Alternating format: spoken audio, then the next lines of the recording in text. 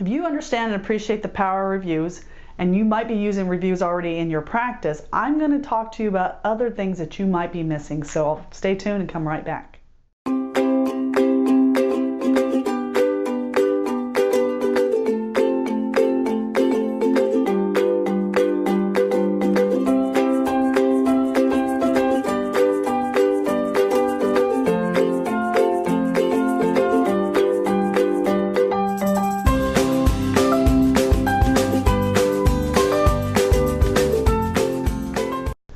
Hi, I'm Bratzel from New Patient Attraction Automation and the author of Secrets to Creating a Prosperous Dental Practice.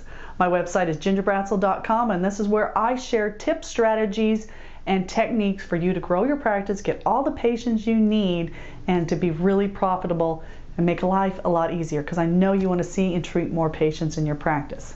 And today is using the power of reviews. Now, I would assume that if you're listening to me, if you're at this point in your career, you know that the power of reviews. And you might already be using them in your practice. But I find most businesses and most practices fall short on what they could really be using reviews for. So reviews are not always a lot of fun to get. But the way algorithms work with Google, with Yelp, with Facebook, all of these reviews are really important that you get them on a consistent basis and you're getting them frequently. So if you go on a blitz and get 20 of them and then don't touch it for another 2 years, that's not going to help you. It's only momentarily.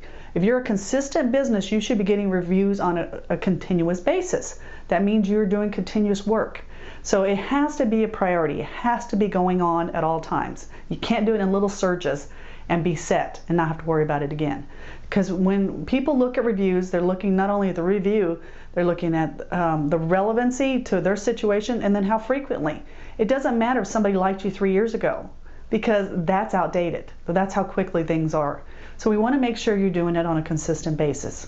Now, I know a lot of dental practices use dental software companies, and they're wonderful. I understand they serve a role to go get your reviews for you. But they're only putting them in certain places. And you need to always be the one responsible for your success and your directions. So if you are going to the effort to get reviews, let's make sure we get them on the big three. So we want to do it, make sure we're getting a consistent stream and they're always up to date. And we want to have a history of them. Now, things like Facebook, they're also looking at the number of reviews you're getting. It's not just you got 2 or 3. Their algorithm wants to know if you have a long history and there's been quite a few people. So you need to make the reviews part of it. So I recommend you need to pay attention to the big 3 as of this recording. It's Google, you need to worry about Yelp, and Facebook. Facebook is going to take those out of the question. They're going to really go and dominate this. So you need to be getting reviews on Facebook. You need to get reviews on Yelp. You need to get reviews on Google. And if you get it on one, it doesn't go to the other.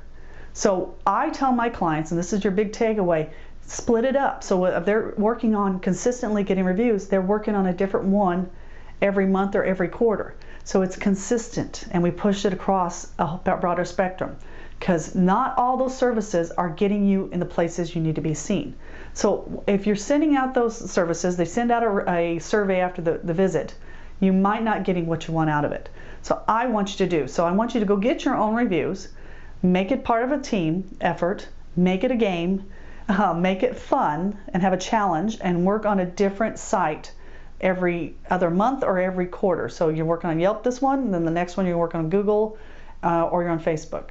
And so you go through and you look, maybe you've got some negative reviews on Google.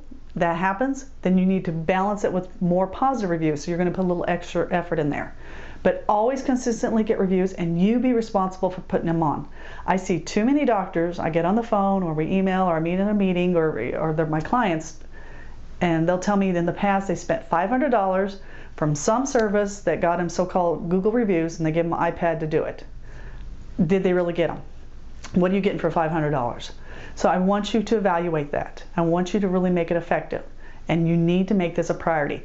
This is just as important as the quality of your dentistry. This is a standard of business right now. So go forward, work on reviews, and get them on those 3 major sites, and that's where I want you to put your time and focus right now. Till next time, this is Ginger Bratzel signing off.